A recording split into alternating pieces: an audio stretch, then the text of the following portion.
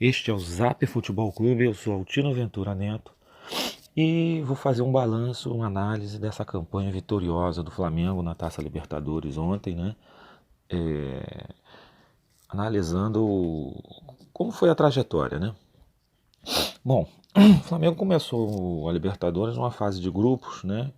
Que era um grupo apontado por muitos como um dos mais equilibrados, né? Porque era um grupo que tinham três campeões da Libertadores, né? O próprio Flamengo, o Peñarol do Uruguai e a LDU do Equador, né? E o time mais fraco da equipe, do grupo, né? Que era o São José da Bolívia, né? Todavia, o São José da Bolívia era uma equipe que se beneficiava daquele velho fator da altitude, que é sempre presente aqui na América do Sul, com algumas equipes que jogam no morro, né? E jogar no morro é sempre uma coisa complicada, então o São José, de uma certa maneira, gerava preocupação em todos os outros, principalmente no Flamengo e no Peñarol, né? No LDU nem tanto, porque a LDU também joga na altitude, né?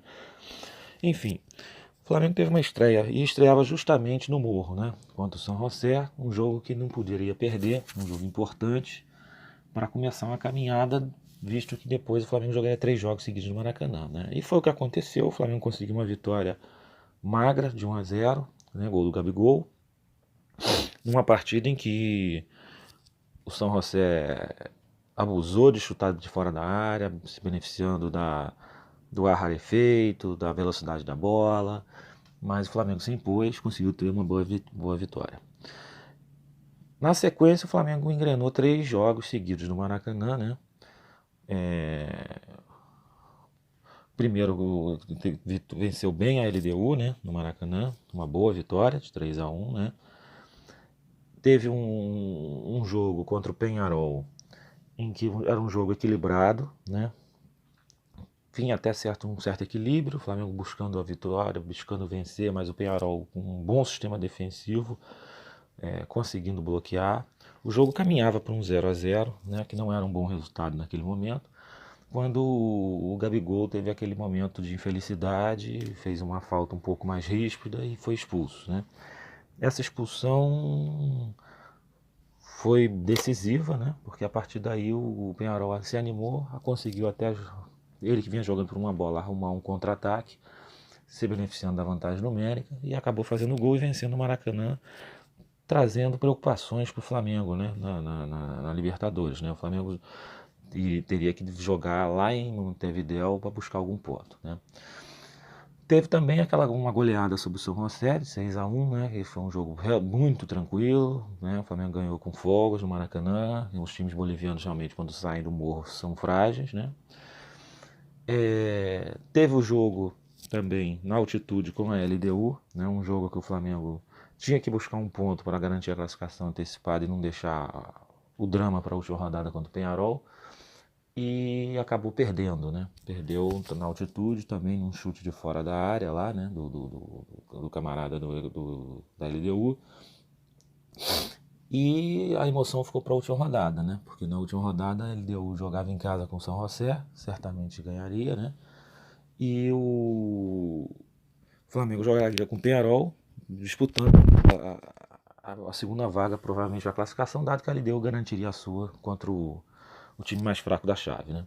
E o Flamengo conseguiu heroicamente segurar um 0-0, num jogo em que teve pelo menos 8 chances claras de gol, né? Chances assim, cara a cara, pelo menos 3, né? O jogo foi até, de certa maneira, dramático, apesar do Peñarol ter tido uma grande chance, o nosso goleiro não fez nenhuma grande defesa, mas em virtude da perda sequencial de gols, isso gerou sempre uma apreensão na torcida até o final.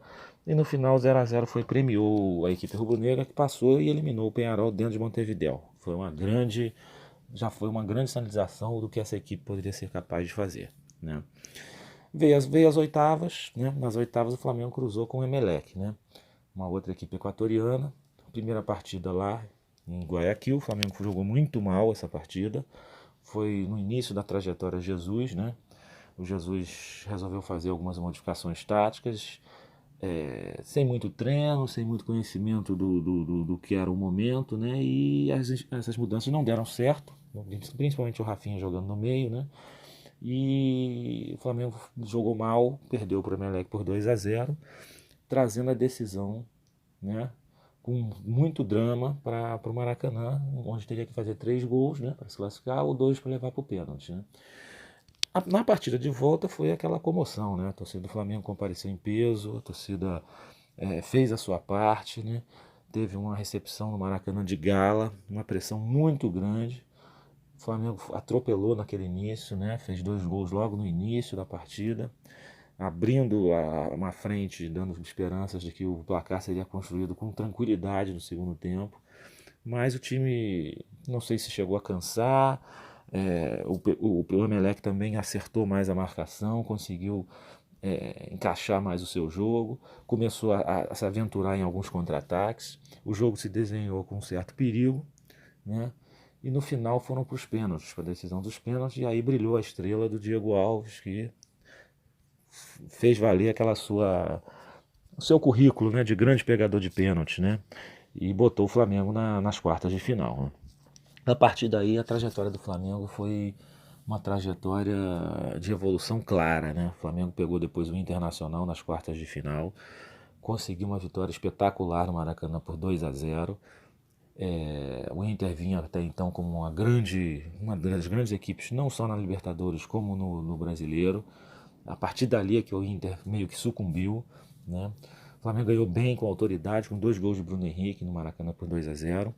E na partida de volta, aqui havia aquela esperança dos gaúchos, daquela pressão do fator Beira-Rio, o Inter vai virar, o histórico do Inter, fizeram todo aquela estardalhaço, né?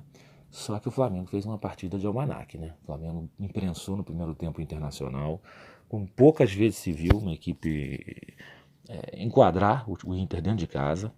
O Flamengo perdeu um caminhão de gols, podia ter liquidado a fatura no primeiro tempo. No segundo tempo, naturalmente, houve um reposicionamento do Inter, veio para cima, fez o gol, abriu o placar e o Flamengo, a partir daí, correu certos riscos de tomar um segundo gol, né?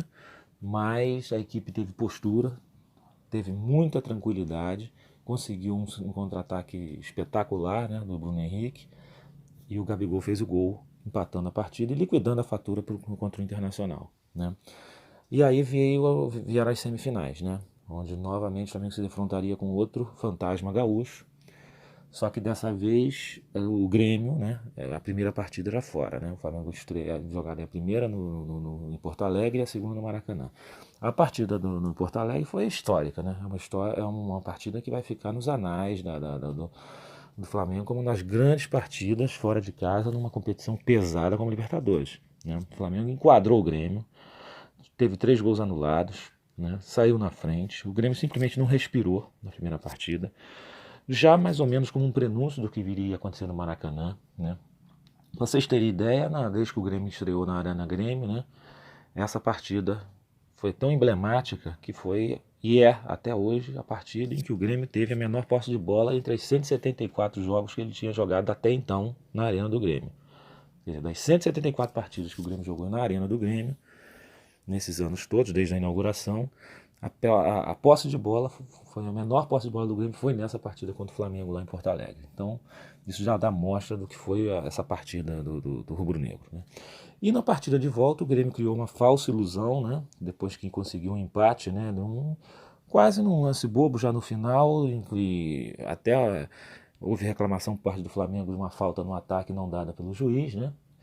E um certo vacilo também do volante que não parou o lance no meio do campo, né, com a falta, né? Mas enfim, saiu o gol do Grêmio e criou uma falsa esperança na torcida do gremista e gaúcha que poderia ser revertido, né, no Maracanã. E no Maracanã foi aquele show que nós vimos, né? Aquele 5-0 extraordinário, né? Uma das maiores goleadas em Libertadores em termos de semifinal, né?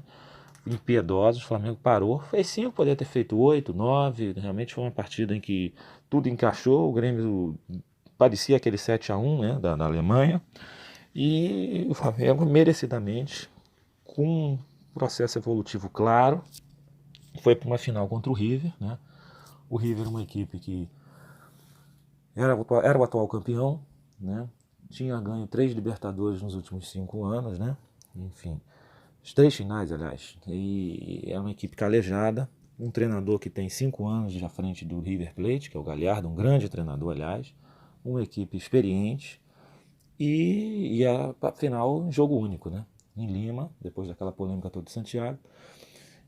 E o River fez uma excelente partida. Vamos reconhecer que o River no primeiro tempo conseguiu neutralizar, né, o padrão de jogo do Flamengo, fez uma marcação muito boa, né, principalmente nas laterais, bloqueando a saída de bola pelos laterais. O buraco ficou um buraco no meio, né, e os laterais do Flamengo não conseguiam subir. E Everton Ribeiro e Bruno Henrique abertos também não conseguiam produzir a bola, esbarravam na forte marcação do River, né. O único que conseguiu alguma coisa foi Gerson, justamente pelo meio, né, conduzindo até a bola, uma coisa fora do padrão dele. Mas no intervalo, Jesus teve a clareza desse estilo do River, do que tinha acontecido no primeiro tempo. Eu até comentei com colegas com quem assistiu o jogo, olha, ele vai puxar o Everton Ribeiro para o meio, né? E vai destrinchar esse problema. E foi o que aconteceu. No segundo tempo, o Flamengo foi outro jogo. O Flamengo imprensou. Claramente o River cansou, né? O desgaste do primeiro tempo foi muito intenso. Ele caiu fisicamente. E o Flamengo, com garra, com muita entrega, com muita obstinação, um pouco de sorte também, competência, que também só chega para quem merece, né? E conseguiu 2 gols, uma virada histórica, sensacional, nos minutos finais, 2 gols de Gabigol, e a América volta a ser novamente rubro-negra, com merecimento. É isso aí, galera. Comentem, deixem suas impressões, suas opiniões. Até a próxima.